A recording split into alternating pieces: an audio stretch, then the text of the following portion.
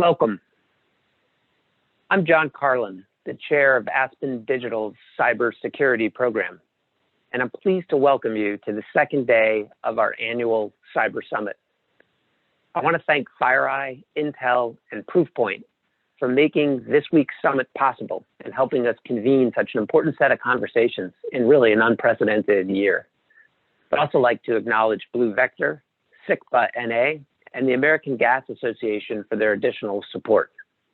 We've never been more reliant on digital technology than we have this year, highlighting the importance of conversations like these as we try to make sense of particularly crazy and unsettling times. And we're grateful to FireEye, Intel, Proofpoint, Blue Vector, SICPA-NA, and the American Gas Association for understanding how important these convenings can be. The full summit agenda and bios of all our speakers are available at aspencybersummit.org. We've got a great day ahead of us today, including conversations about disinformation, space threats, and the challenges of securing emerging technologies, an issue we've seen in the headlines concerning companies from Huawei to TikTok. At the end of the day, we'll have a special session with two national security leaders, my successor at the Justice Department, Assistant Attorney General for National Security, John Demers, and the first ever Senate-confirmed Director of the National Counterintelligence and Security Center, Bill Evanina. They're going to discuss the threat and challenges posed by China, and should be a fascinating conversation. The Aspen Cybersecurity Group today is also releasing, as part of our summit, a national cyber agenda for the Biden administration and the 117th Congress to help build a more secure foundation for the internet and our digital economy. You can check out the full report at aspencybersummit.org, and we'll talk about details of it for the first time tomorrow during the summit. Now I'm pleased to introduce Pete Williams from NBC News in conversation with the director of the U.S. Secret Service, Jim Murray, to talk about the threat from transnational organized crime. We're grateful to Director Murray for returning to the Aspen Cyber Summit. He first addressed us as one of his first addresses in his new job as director of the Secret Service. Welcome.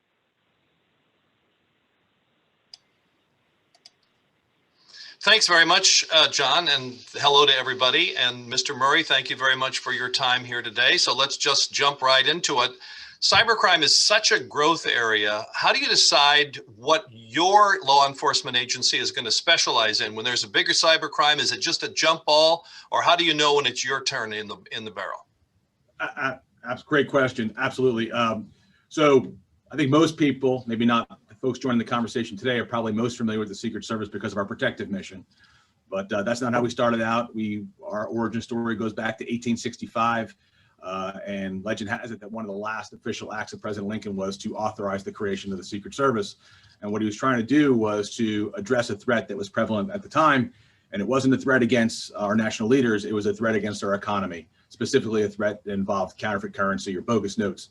So we were created to combat that threat. And our mandate then was to protect the country's financial infrastructure and our payment systems and so forth. For about 40 years, we were nothing but an investigative agency. It wouldn't be until after the McKinley assassination that we picked up protection as well. And for about 120 years now, we've had this dual or integrated mission of protection and investigation that we feel is symbiotic, and one really enhances the other. Heavy on counterfeit throughout the 20th century. In the 70s and 80s, we started getting involved with fraud, namely access device or credit card fraud, bank fraud. In the 80s, we got involved in this thing called computer crimes. And we sort of built on it from there. We started some task forces in the 90s. So today we're in lockstep with our partners at DOJ, FBI, Homeland Security Investigations in this fight against cybercrime. But Pete, the reality is our mandate today in 2020 is the same as it was in 1865, protect our country's national financial infrastructure. But how do you decide what cyber crimes you're going to concentrate on? Does, for example, the fact that you have this protective mission make you a little more aware of detecting threats online in advance? I mean, what is in your lane in terms of cybercrime? Sure. So both on the investigative side of the house and protective side of the house, we are very much focused on preventing a bad day. And then if that bad day occurs, what are we going to do, right? There's really no such thing as elimination of risk. It's about mitigation of risk. And that's true when it comes to threats on the protective side of the house. It's also true when it comes to cyber threats. Our focus and we sort of stay in a lane that is supporting various sectors like the financial sector. Whereas if something's state sponsored, we're going to work with our partners at agencies like the FBI to say, hey, this appears to be a state sponsored type activity, and farm it over to them. But the reality is things are very different nowadays than they were 10, 15 years ago. It is very much an ensemble cast. So same thing works with the FBI. If they come across something that's organically, a financial sector violation, they're likely to come to us and say, hey, what are you guys seeing? Well, the COVID epidemic, of course, has produced all kinds of fraud. What kind of cyber crimes are you seeing as a result of that?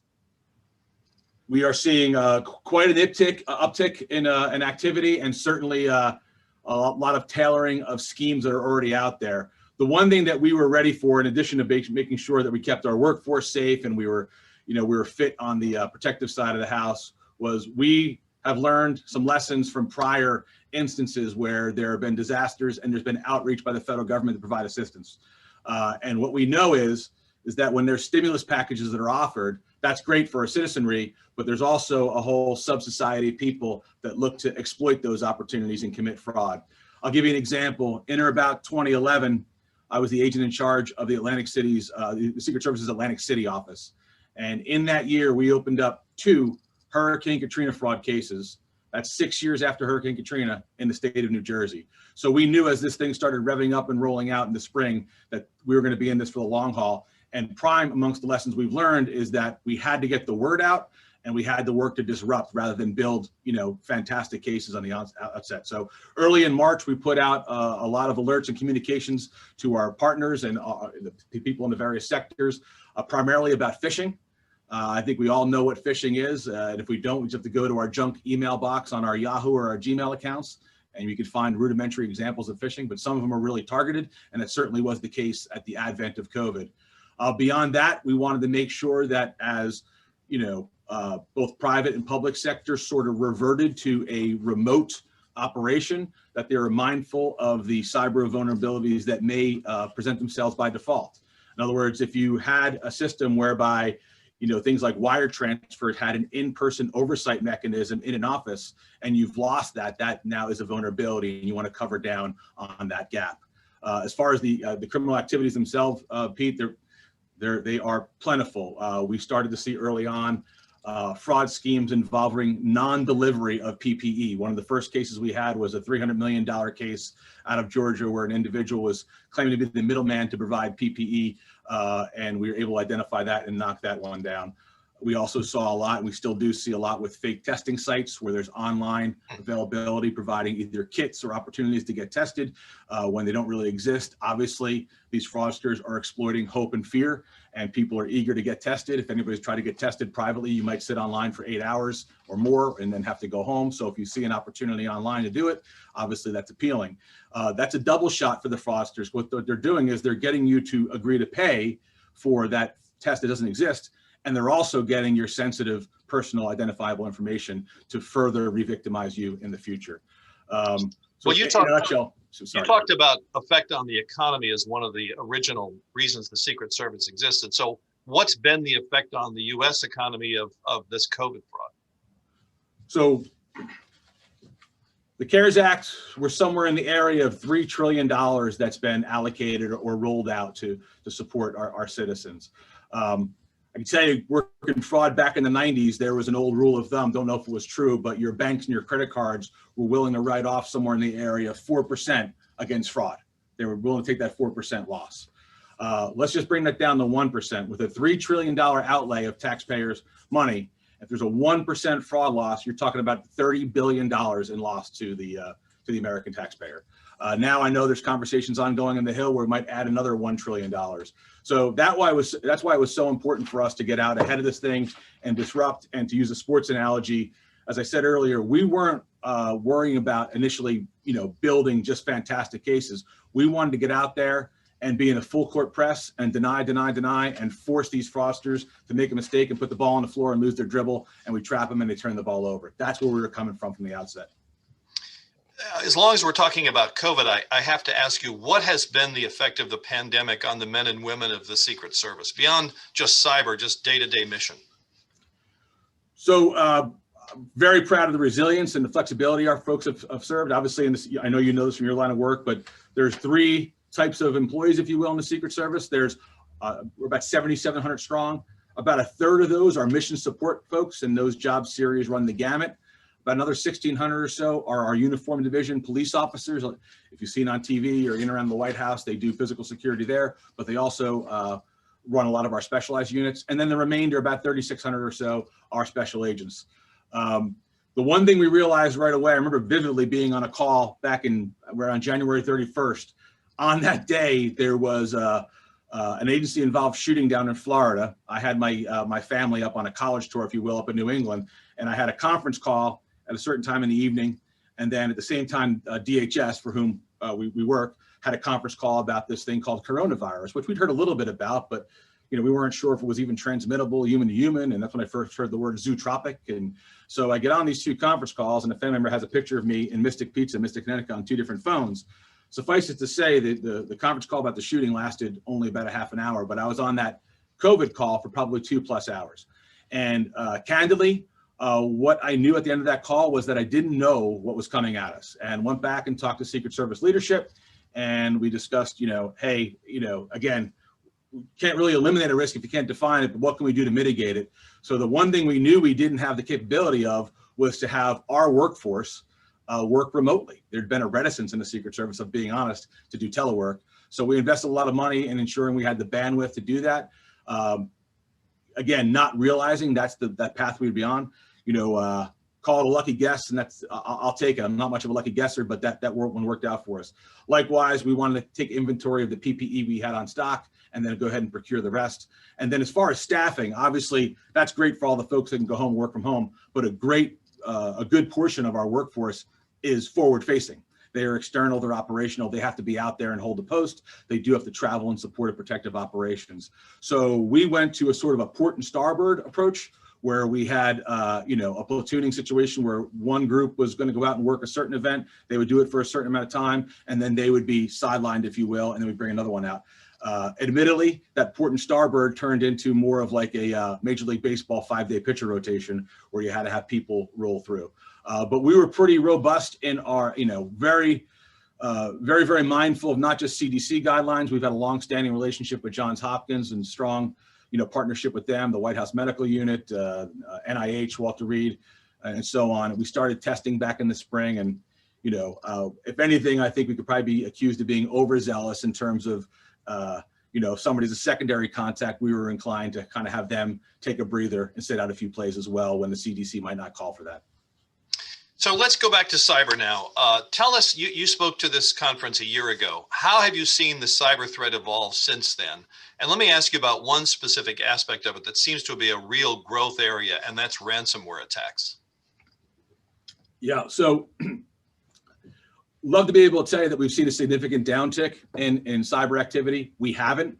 I think that's not necessarily indicative that there's a huge uptick. I think that because of the partnerships between the various federal agencies, state agencies, and the private sector, I think there's an increased awareness of this activity, which is in the long run is going to behoove all of us in sort of combating this thing.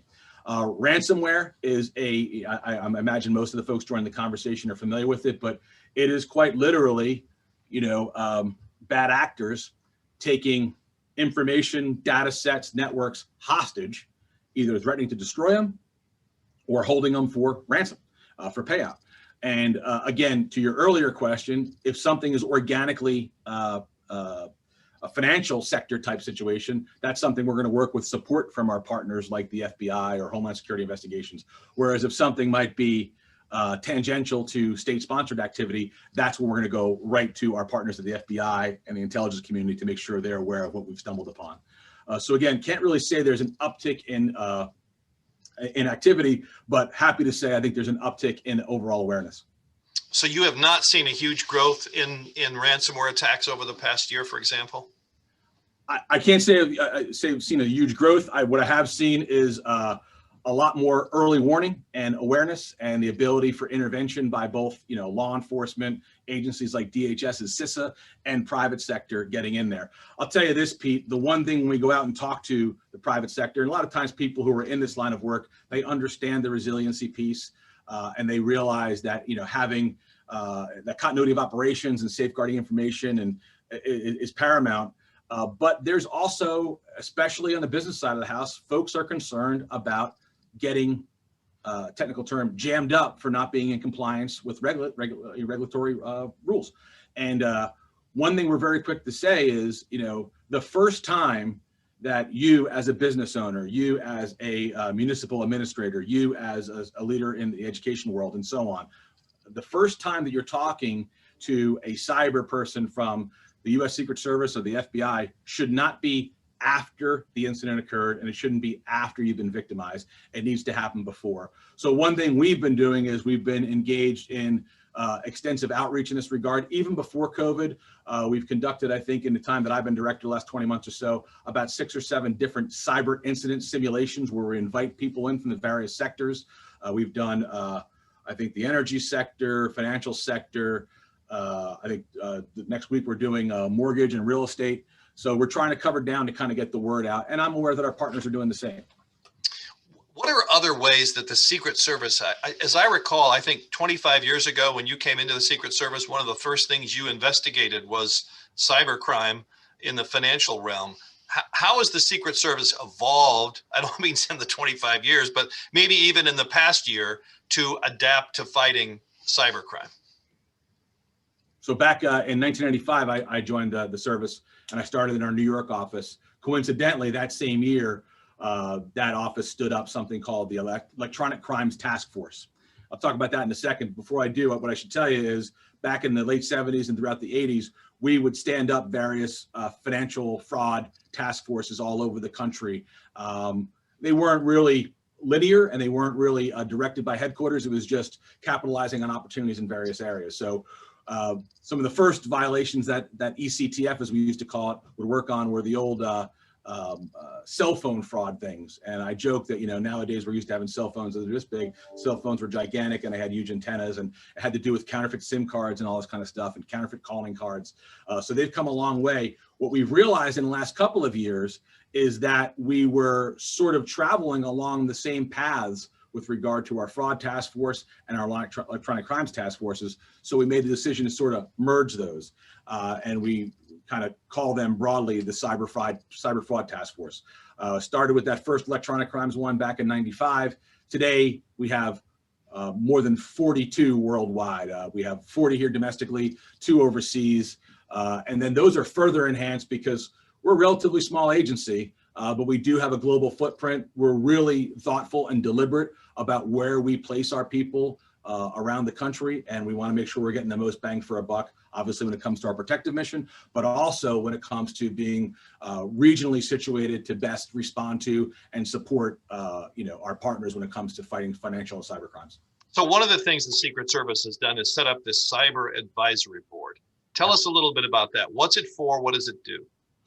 So the one opportunity we saw that was there was that we've always been great at partnerships, and we're always, working in earnest to kind of address what we think the needs of our clients and our partners are, if you will. But we also recognize that there was a gap, and we weren't really getting sort of the high level feedback of people who had varied experiences about what cybercrime means to them, what they see the vulnerabilities are, and what they see the needs are moving forward. So we designed this idea. We got this idea for this CIAB, the Cyber Investigation Advisory Board. Our Master of Ceremonies, John Carlin, is one of the 16 people on the board. And the best way I could put it is we look at it as a good idea machine. It's a sounding board. It's something where we want these folks to come in. These are experts from industry, from academia, former government leaders, and kind of give us a sense of, hey, this is what we're doing. This is where our focus is. Do you see where there's opportunities that we're not covering down we should, or are we missing something entirely? Just started it this past fall, already paying off huge dividends, and just, how do we go about not only hiring people who want to make a career in cyber, law enforcement, but retaining them, because as you might imagine, cyber salaries out there in the private sector are just a little bit better than government salaries. How do you operate in a sphere where cybercrime is increasingly global? It seems like so many of these COVID frauds, for example, are originating from overseas. So what are the challenges for you to investigate those and, of course, to successfully prosecute or shut them down? Right. So notwithstanding jurisdiction, combating cybercrime, it's a borderless war. And, the reality is you have to put a lot on the front end in terms of preparation and communication. Within the last several years, we decided to tear a book out of our protective operations playbook, and we established this thing called the GIOC, the Global Investigative Operations Center. It's a headquarters-based operation here in DC that's set up to support not just those 42 cyber fraud task forces, but our investigative mission around the globe. What we get out of that is you don't have those corollary investigations conducted by various fraud task forces and one doesn't know about the other. So it's great for establishing links. It's great for having that redundant communication with the various sectors and industry. And really, we've seen just such huge benefit from it already.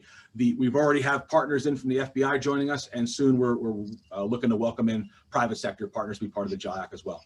Yeah, well, I want to follow up on that a little bit, because I talked about this at the beginning, but I sort of want to follow up on it. It does seem like, because of your protective mission, you are a little more out there looking at potential threats, obviously directed at your protectees, but are you perhaps a little more savvy to what's being said or the threats that are online as opposed to, say, other law enforcement agencies?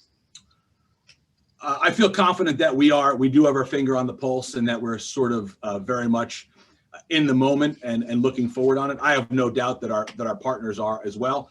But yes, we really do believe that in very many ways that our experience in threat management on the protective side of the house certainly enhances our abilities on the investigative side of the house, and vice versa.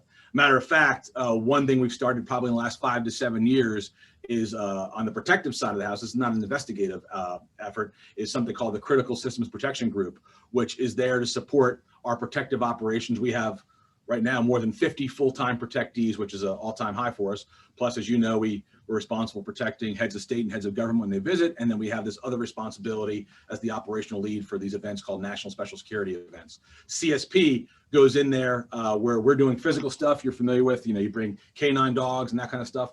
Well, CSP is doing all their stuff remotely, because if a protected person, whether it's the King of Spain, I'll just pick on that, is going into a building, then he is going to go into an elevator, and then he might go into a meeting hall, and he might go into another room. Well, you're passing through building space that's going to be controlled and accessible virtually. Elevators, HVAC, lighting, the list goes on and on and on. So we're basically, if you will, robbing from Peter to pay Paul on the protective side of the house, and that's one way that our missions blend. Why is your number of protectees at an all-time high? Well, we're in the middle of a transition, so that's one reason. But even before that, we had about 40. It's been, to be honest with you, it's probably been somewhere between high 30s and mid 40s since or about 2008, 2009. I'd have to look. It kind of vacillates, to be honest with you.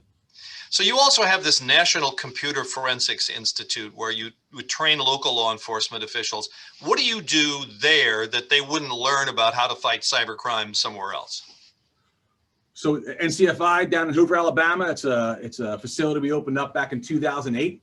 It is primarily, and until very recently, exclusively was for the purpose of training local, state, county, and tribal law enforcement, prosecutors, and judges. And when it comes to the law enforcement and the prosecutors, it's I won't say it's like a timeshare, but basically it's selfless and selfish at the same time. What we're doing is we're bringing these folks in, we're equipping them, we're kind of giving them the same training that we provide to our cyber folks. The idea is they can go back and support their own communities and their own needs, but at the same time, it's a force multiplier, because 9 times out of 10, these same folks then go back and join our cyber fraud task forces. Certainly first of its kind, largest of its kind. I'm actually not aware of any other facility that's doing what NCFI is doing. So you're teaching them the technical aspects, the legal aspects, how to detect it. What are they learning there? Absolutely. So you're looking for criminal procedure, the legal basis, things like how to detect network intrusion, how to combat things like ransomware. How do you go about detecting, when vulnerabilities exist to provide those to your partners out there in the private sector. So yeah, it's the whole host. I mean, basically those folks come out of there with much more than the basic working knowledge, and they're very close to being a cyber agent, if you will. It seems like in the early days of the Department of Homeland Security, one of the things that they did was just telling industry, you need to do a better job of better fences around your chemical plants and better security at your nuclear plants and so forth. So in the cyber world, what is your sense of how good the private sector is? I mean, obviously banks have tended to be a little bit ahead of the rest of the world, but generally speaking, how good is private industry at protecting itself from cyber attacks? Well, to go back to your earlier question, I would say exponentially better than they were even 2 years ago. When we roll out these information sessions, these cyber incident simulations, the level of interest we get is off the charts. People want to learn, they want to understand, they want to ensure not only readiness, but the ability to withstand some sort of anomaly or attack to their corporation, to their agency. So I think the good news is everybody's aware that this is not only a business challenge, but it's a national security challenge, and people are looking to be part of the fight. In terms of the organization of a Secret Service, obviously it seems like the protective mission is still the sort of most attractive top tier thing to do. But is there now a sort of cyber cadre within the Secret Service where you can have a career fighting cybercrime?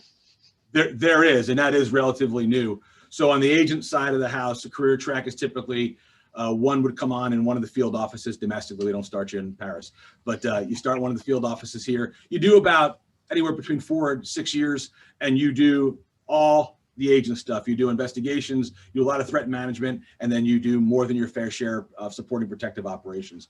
That's phase one. Phase two, which is typically a DC-based phase, usually is down here in DC, and it's made up of a few different options, but the most notable are either going to the Presidential Protective Division or the Vice Presidential Protective Division, or if you're tactically inclined, you can go over and do SWAT type things, or if maybe you want to be involved in intelligence, you can do our intelligence work. And that's great, and that makes sense because we really do feel that those two missions are, symbiotic.